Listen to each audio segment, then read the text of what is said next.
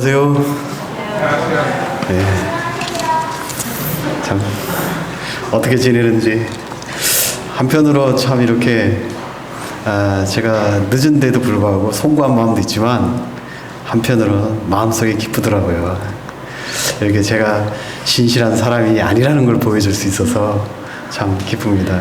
저에 대한 착각을 가지고 계신 분들이 갖고 계신 것 같은데 저는 이보다도 더 심한 사람입니다.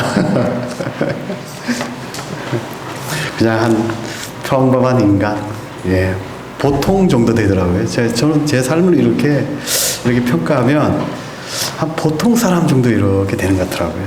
그래서 저 이렇게 좀 지나치게 이렇게 봐주시는 분들이 계신데 좀 이렇게 좀 부담스러워요.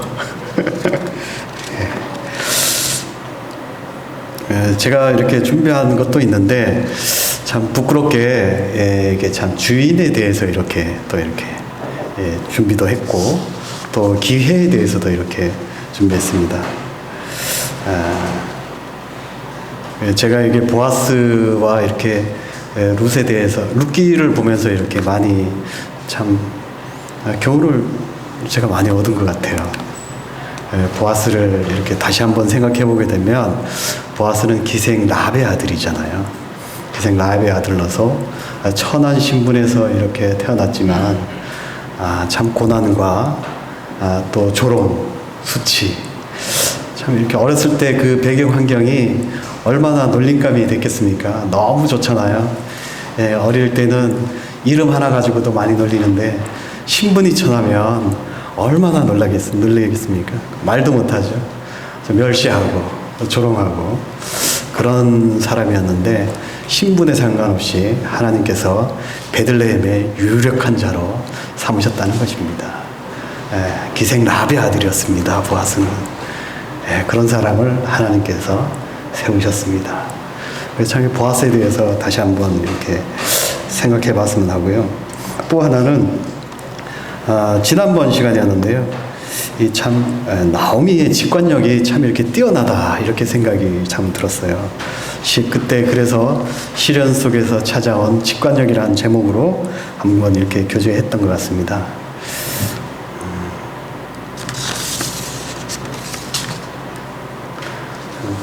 제가 요즘 세상을 좀 이렇게 달리 경험하고 있습니다. 한 번은 이렇게 화실에서 에어컨 설치하고 등기구 이렇게 교체 좀 해달라고 해서 또 싱크대도 이렇게 반대편으로 조금 이렇게 옮긴다 그래서 수도 배관도 이렇게 요청해가지고 제가 가서 이렇게 했습니다. 근데 그분이 그림을 그릴 때 스케치를 하지 않는답니다. 뭐 작가니까 화가니까 스케치 뭔 필요 있겠어 하지만 대부분 많은 분들이 스케치를 하십니다. 그런데 그분은 붓을 들고 바로 이렇게 구상화가 아니고 비구상화로 이렇게 바로 그린다고 합니다. 근데 그 그림도 이렇게 보면 참 예사롭지 않더라고요. 사람을 이렇게 생각하게 만드는 것 같더라고요. 그래서 제가 물어봤습니다. 어떻게 스케치도 않고 이렇게 바로 그리냐고 그랬더니 직관적이라는 단어를 쓰더라고요. 자기는 오랜 경험 속에서 직관적으로 스케치하지 않는다고 합니다. 경험이 있으면 직관력이 생기게 되고 직관력이 있으면 방황이 이렇게 들어가게 됩니다. 오랜 경험. 또 한 분은 어떤 건물에 등기구도 교체하고 또 세척하러 갔습니다. 에어컨 이렇게 학생 원룸인데 학생방인데 세척해달라고 그래가지고 세척을 했습니다. 근데 그 주인분이 자기는 장사꾼의 딸이었다고 이렇게 자랐다고 그러더라고요. 그래서 건물 1층에 이제 커피숍을 차렸습니다. 그래서 딸을 이렇게 가르쳐가지고 그것을 운영하게 하더라고요. 그래서 참 이분이 참 세상을 아는구나 이렇게 싶었습니다. 이분의 일하는 방식은 언제나 주인이었던 것 같습니다. 실내로 그 집들이 이렇게 건물들이 이렇게 있는데 그 앞에 폐기물을 이렇게 사람들이 몰래 이렇게 스티커 붙이지 않고 버리잖아요. 많잖아요, 그런 사람들. 또 외국인도 있고 하니까. 근데 그 누군가는 치워야 되는데 이분은 자기 사비 들여가지고 스티커를 이렇게 붙인다고 합니다. 돈이 있으니까 그럴 수 있겠다 싶기도 한데 돈이 있어도 안 그러는 사람은 수두룩합니다. 주인의식입니다. 내 집이니까 내 앞에 깨끗이 치우려고 하는 그런 주인의식이 있다고 이렇게 생각이 되어졌습니다. 그러다가 이렇게 그 집 딸이 이렇게 전화가 왔습니다. 근데 그 커피숍 주방에 주방 수전을 교체해달라고 이렇게 전화 왔더라고요. 그래서 어머님이 사장님한테 부탁하라고 그랬다고 저한테 부탁하라고 그랬다고 그러시더라고요. 그래가지고 제가 갔습니다. 갔는데 그 딸이 20대거든요. 20대 후반 이렇게쯤 되는데 저를 거들어 주더라고요. 물건도 치워주고 이렇게 수전도 이렇게 제가 밑에서 이렇게 돌리니까 위에는 손이 안 닿잖아요. 잡아주더라고요. 처음이었습니다. 그런 사람 처음이었어요. 주인의 자세였습니다. 내 집이니 수리한 사람이 또 일을 잘해서 하적 없도록 도와주는 것이었습니다. 그리고 마지막에는 수박을 갈아서 음료도 주고 자신이 직접 이렇게 만든 수제 쿠키를 이렇게 제 나이에 이렇게 좋아할 법한 수제 쿠키를 이렇게 주더라고요. 그래서 아마 제 연세에 이렇게 제 나이에 이렇게 맞는 쿠키라고 그러더라고요. 그래서 줬는데 먹어보니까 너무 고소하더라고요. 이게 달지도 않고, 저한테 딱 제가 참 좋아하겠더라고요. 구수하고 고소했습니다. 그래서 이 집이 왜 이렇게 장사가 잘 되나 지나가면서 이렇게 생각을 해봤는데 참 외진 곳이거든요. 그런데 거기에 이유가 있었습니다. 손님이 많은 이유가 있었어요. 이 집 주인도 그렇고 따님도 그렇고 저를 그냥 한 업자로 이렇게 생각하지 않는 것입니다. 그냥 소중한 사람으로 이렇게 대하더라고요. 손님도 이분은 소중히 대하는 것 같았어요. 느낌에. 봤더니 그 생각하는 자세가 주인의 자세였습니다. 그걸 느낄 수 있었습니다. 그래서 제가 이 집에 어떻게 일을 했을까요? 더 집중했습니다. 더 집중이라고 또 따님들 참 얼굴도 예쁘고 또 그래서 누굴 소개시켜주면 좋겠다 뭐 이런 생각도 이렇게 들고 참 그랬습니다.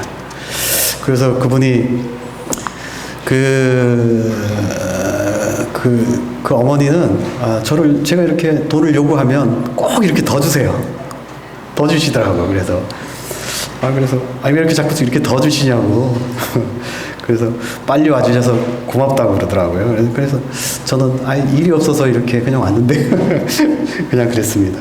반면에 또 이런 일도 있었습니다. 어떤 남자 사우나탕이었어요. 근데 그분이 에어컨 달라고 이렇게 요청이 왔습니다.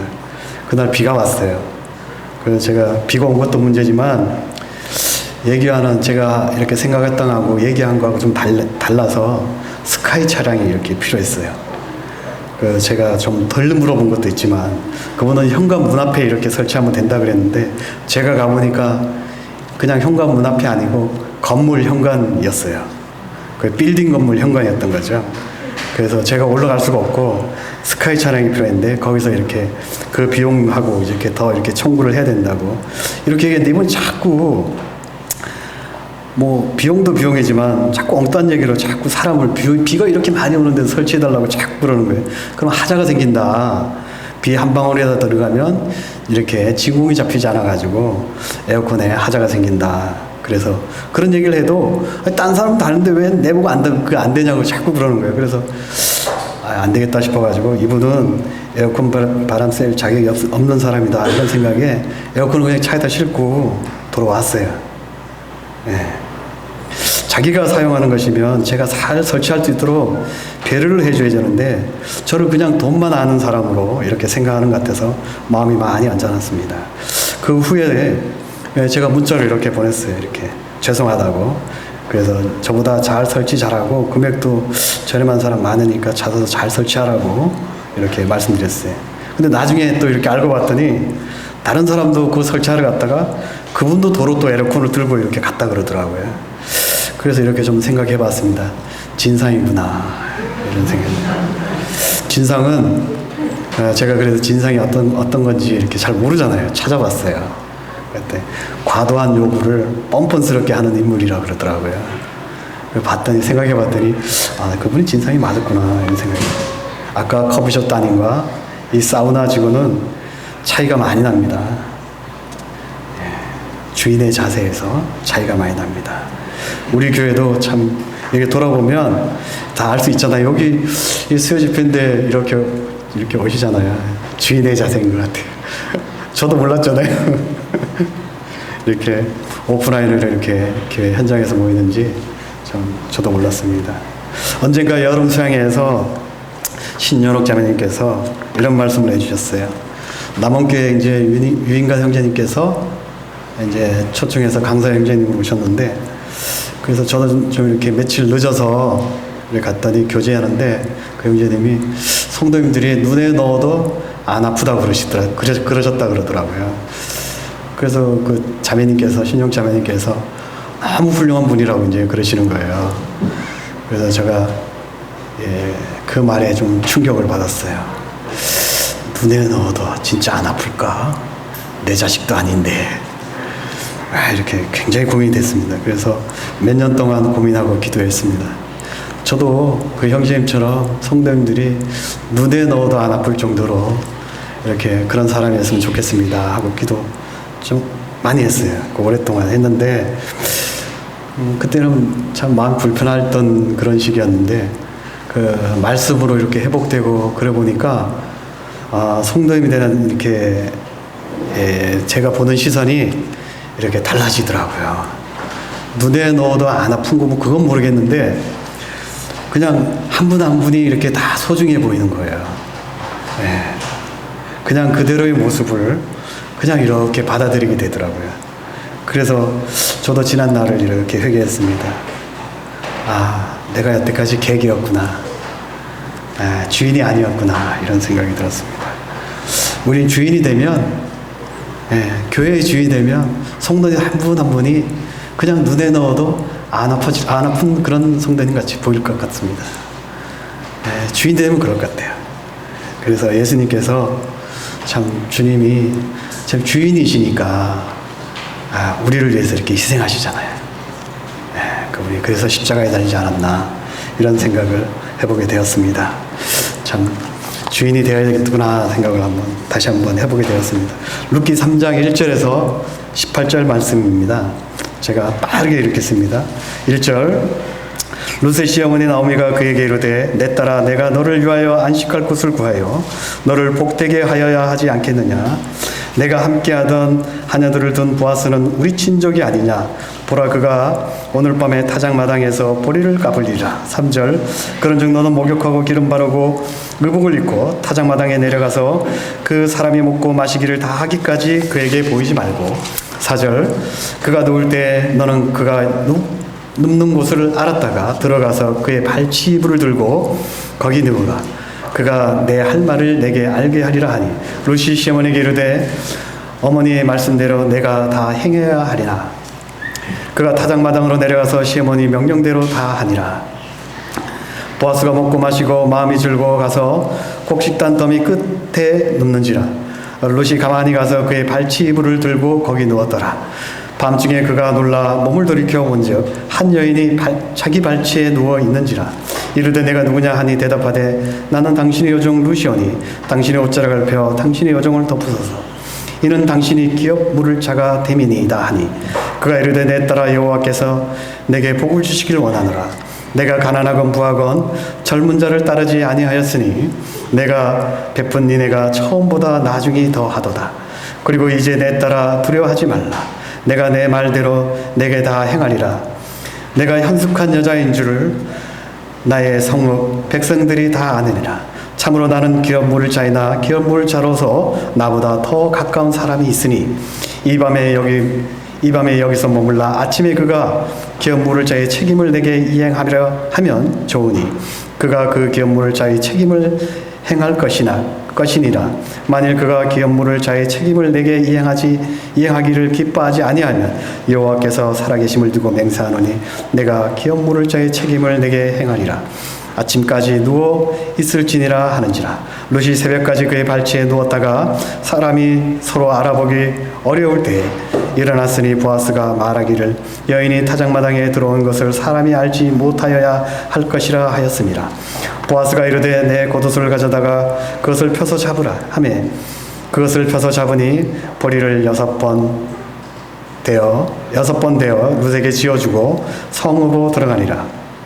룻이 시어머니에게 가니 그가 이르되 내 딸아 어떻게 되었느냐 하니 룻이 그 사람이 자기에게 행한 것을 다 알리고 이르되 그가 내게 이 보리를 6번 되어 주며 이르기를 빈손으로 내 시어머니에게 가지 말라 하더이다 하니라.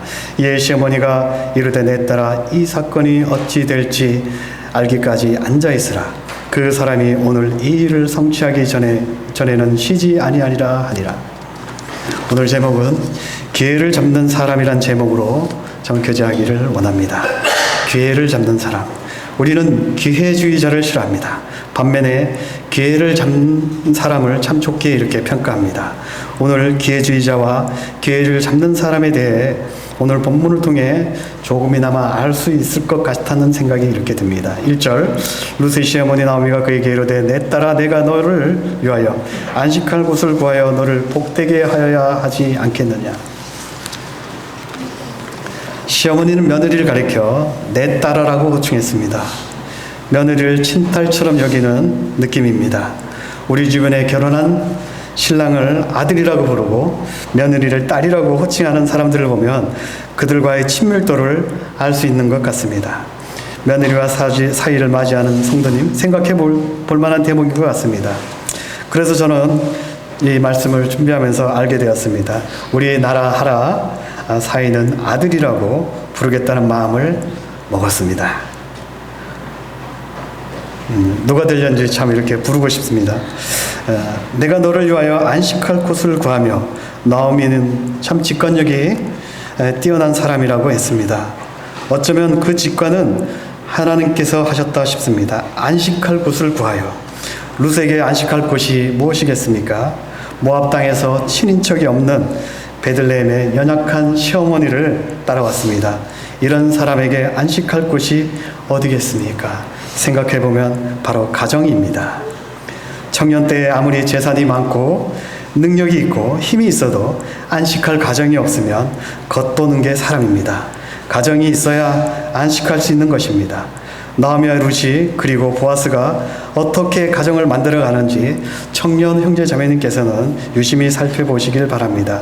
너를 위하여 안식할 곳을 구하여 너를 복되게 하여야 하지 않겠느냐. 나오미는 뒤늦게 가정의 소중함을 알았던 것 같습니다. 베들레헴에 흉년이 들었다고 모압 땅으로 기회를 찾아 떠났습니다. 기회주의자였습니다. 그래서 남편과 자식까지 모두 잃고 자신이 기회의 땅으로 여겼던 곳에서 가정을 잃었습니다. 그래서 그는 룻에게 안식할 가정이 얼마나 소중한 여지를 가르치고 있는 것입니다. 우리는 기회주의라고 하는 것과 기회를 잡는다 대해서 혼란스러울 때가 있습니다. 합리적 사고에 대한 함정이 너무 많이 있습니다. 나오미는 베들레헴을 떠나 모압으로 간 것은 기회주의자의 행동이며 합리적 사고의 함정에 빠진 것입니다. 기회는 어렵더라도 인내하고 기다리면 진정한 기회가 오는 것이 하나님의 섭리인 것 같습니다. 이제를 바라기보다는 하나님의 선을 먼저 이렇게 생각해 보아야 합니다. 하나님의 선을 멀리하고 인간이 가지는 합리적 사고와 기회를 엿보다가는 실패하는 것이 인생이 될 수도 있습니다. 이것은 나오미 교훈에서 말해주고 있는 것 같습니다. 2절 내가 함께하던 하녀들을 둔 보아스는 우리 친족이 아니냐. 보라 그가 오늘 밤에 타작마당에서 보리를 까불리라. 보아스 그는 우리 친족이다. 여기에 함축되어 있는 것은 그는 우리 사람이라고 말하는 것 같습니다. 오늘 밤에 타작마당에서 보리를 까불리라.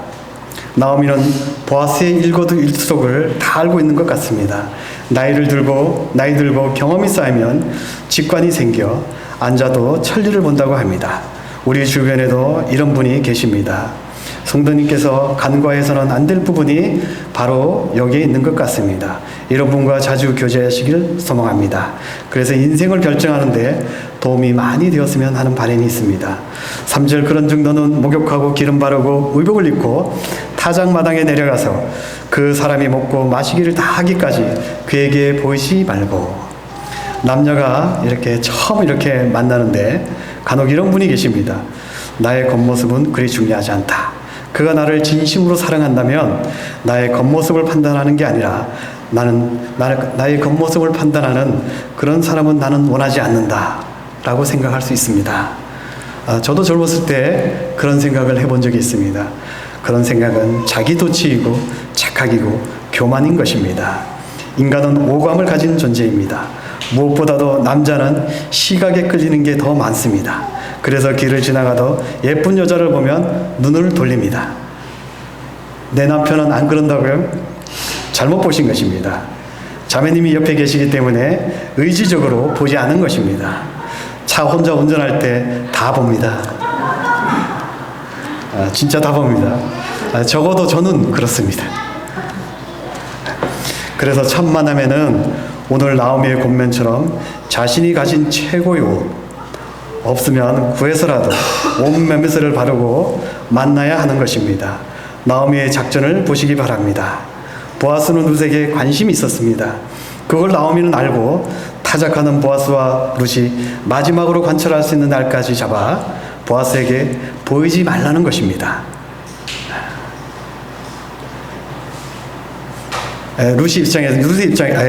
보아스 입장에서는 계속 타작마당에 이렇게 오다가 마지막 날 이렇게 룻이 보이지 않으면 얼마나 궁금했겠습니까?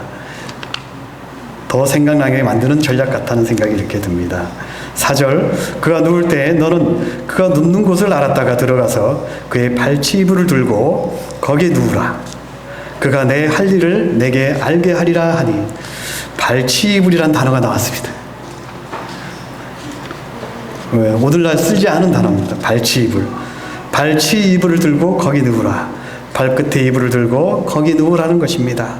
얼핏 보면 룻은 몸바치는 사람으로 보여지지만 나오미는 직관이 뛰어난 사람으로 보아스의 인성을 알았던 것 같습니다. 기생 라합의 아들로 온과 수치와 조롱과 멸시를 일겨내고 베들레헴의 유력한 자로 자리 잡은 보아스는 함부로 며느리 룻을 취할 것으로 판단하지 않았던 것 같습니다. 어쩌면 나오미는 룻에게 적극적으로 보아스에게 구애할 것을 주문했습니다. 그리고 룻과 나오미의 생각을 보아스에게 아주 확실하고 명확하게 전달한 것입니다. 그 구애는 이스라엘의 고엘의 의무를 보아스 당신이 이행하라는 것입니다.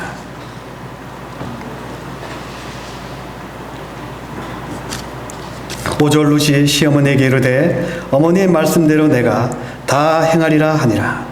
룻은 시어머니 말씀을 순종합니다. 자신을 희생하는 룻의 마음을 하나님께서 보시는 것 같습니다. 그가 타작마당으로 내려가서 시어머니 명령대로 다 하니라. 보아스가 먹고 마시고 마음이 즐거워 가서 곡식단 더미 끝에 눕는지라. 룻이 가만히 가서 그의 발치 이불을 들고 거기 누웠더라. 곡식단이 길게 쌓였을 것이고 나지막히 쌓인 그 끝단에 보아스는 누워서 잠을 잡니다. 아마도 어느 정도 취했을 것으로 이렇게 생각이 되어집니다. 그때 룻이 어머니의 말씀대로 발치 이불을 들고 거기 누웠습니다. 나오미는 그 옆에 똑바로 누우라고 하지 않았습니다. 보아스 옆에 똑바로 누우라고 하지 않습니다. 발치에 누우라는 것입니다. 발치 이불로 명한 그 이유를 알 수 있습니다. 절대로 몸을 바치라는 것이 아닙니다. 자다가 발끝에 사람의 인기척이 느낀 보아스는 많이 놀랐을 것입니다. 그리고 살펴보았겠죠. 정말 사랑하는 사람이라면 기회가 왔다고 덥석 안고 그러지 않습니다. 절대로 그러지 않습니다.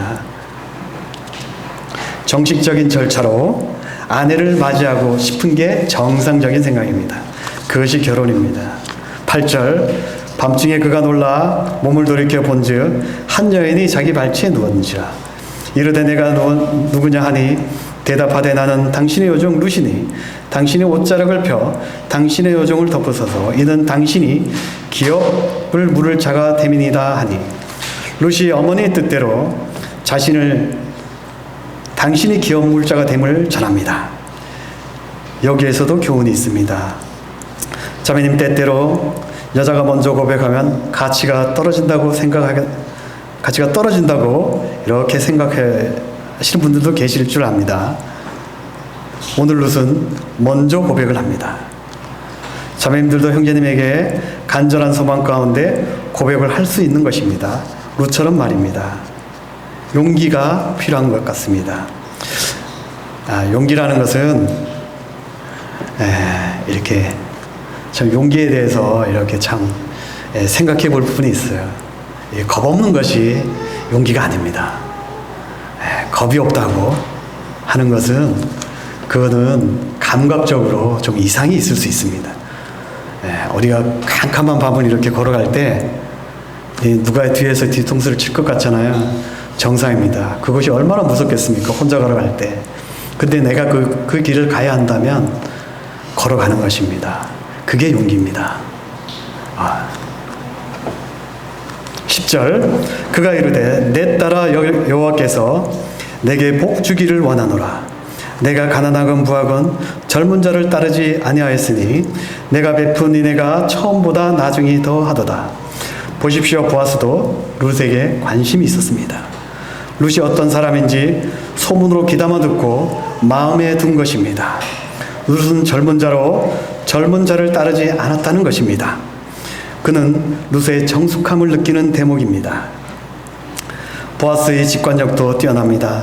베들레헴에 온 지 얼마 되지 않은 룻이 이스라엘의 많은 율법 중에 고해를 알기에는 이르고 나오미 공고가 있었을 것을 직관적으로 보아스의 직관으로 알지 않았나 싶습니다. 그래서 이렇게 사람이 고난을 많이 겪게 되면 직관력이 뛰어나게 되고 그 사람의 행동과 말 몇 마디만 들어도 그를 알 수 있는 것입니다. 11절, 그리고 이제 내 딸아 두려워하지 말라. 내가 내 말대로 내게 다 행하리라. 내가 현숙한 여자인 줄을 나의 성읍 백성이 다 아느니라. 어떤 사람은 룻이 예뻐서 보아스가 룻을 아내로 맞이했다고 보는 분이 있는데요. 물론 그럴 수도 있지만 아무리 이뻐도 못 먹고 헐벗고 피골이 상접하면 이뻐 보이지 않습니다. 가난한 나라일수록 통통한 사람을 선호합니다. 그 옛날 먹고 살기 힘든 시대에 과연 룻이 미인의 대상이 되었을까 하는 생각을 한번 해보게 됩니다. 저는 그렇게 보지 않고 보아스의 인성과 그의 고엘의 의무와 하나님의 율법을 소중히 생각하는 주인의 자세로 희생하며 룻을 아내로 맞이할 것을 이렇게 했다고 이렇게 보아집니다. 12절, 참으로 나는 기업 물을 자이나 기업 물을 자로서 나보다 더 가까운 사람이 있으니, 보아스보다 더 앞선 사람이 있다는 것입니다. 이 밤에 여기서 머물라. 아침에 그가 기업 물자의 책임을 내게 이행하면 좋으니 그가 그 기업 물자의 책임을 행할 것이니라. 만일 그가 기업 물자의 책임을 내게 이행하기를 기뻐하지 아니하면 여호와께서 살아계심을 두고 맹세하노니 내가 기업 물자의 책임을 내게 이행하리라. 아침까지 누워 있을지니라 하니라. 먼저 말했듯이 룻이 이뻐서가 아니고 보아스의 인성이 이렇게 보이는 구절입니다. 아침에 그가 기업 물자의 책임을 내게 이행하면 좋으니 그가 그 기업 물자의 책임을 행할 것이니라.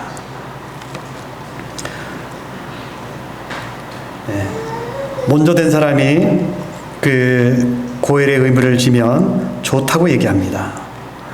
보아스의 인성이었습니다. 룻이 이뻐서 그랬던 건 아닌 것 같습니다. 보아스가 그냥이 아니고 하나님의 참 이렇게 하나님에서 신실한 사람이다 이런 생각이 되어집니다. 고엘의 책무를 더 중심을 두고 무게의 중심을 이렇게 더 두는 보아스의 모습입니다. 그는 정말 하나님의 말씀을 소중히 이렇게 간직한 사람 같습니다. 14절, 룻이 새벽까지 그의 발치에 누웠다가 사람이 서로 알아보기 어려울 때에 일어났으니 보아스가 말하기를 여인이 타작마당에 들어온 것을 사람이 알지 못하여야 할 것이니라 하였습니다. 그리고 사람이 눈에 띄어서 오해를 불러일으킬까 봐 룻에 대한 배려로 사람이 알지 못하게 떠날 것을 이렇게 권합니다. 아까 전에 그 먼저 서두에 이렇게 보면 그 커피숍의 딸, 손님에 대한 배려가 이렇게 있습니다. 주인은 이렇게 참 이렇게 배려가 있는 것 같아요. 우리 교회에서도 이렇게 보면 배려심이 많은 분이 이렇게 계십니다. 참 주인은 이렇게 늘 이렇게 배려하고 먼저 하고 그러는 것 같습니다. 보아스가 이르되 내 겉옷을 가져다가 그것을 펴서 잡으라 하매 그것을 펴서 잡으니 볼이 6번 되어 룻에게 지워지고 성읍으로 들어가니라. 룻이 어머니가 가니 그가 이르되 내 딸아 어떻게 되었느냐 하니 룻이 그 사람이 자기에게 행한 것을 다 알리고 이르되 그가 내게 이 볼이 6번을 되어주며 이르기를 빈손으로 내 시어머니에게 가지 말라 하더이다 하니라. 이에 시어머니가 이르되 내 딸아 이 사건이 어떻게 될지 알기까지 앉아있으라. 그 사람이 오늘 이 일을 성취하기 전에는 쉬지 아니하리라. 그 사람이 오늘 이 일을 성취하기 전에는 쉬지 아니하리라 하니라.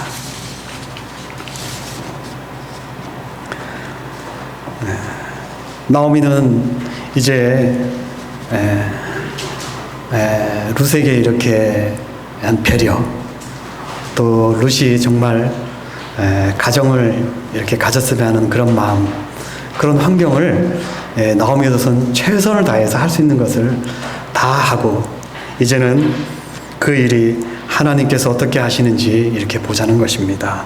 그 사람이 오늘 이 일을 이 일을 성취하기 전에는 쉬지 아니하리라 하니라. 보아스의 행동을 이렇게 하나님께서 어떻게 움직이는지 이렇게 보자는 것입니다. 이렇게 우리는 자신이 최선을 이렇게 어떤 일에서 최선을 다하면 이렇게 나머지는 하나님께 이렇게 맡기는 것입니다.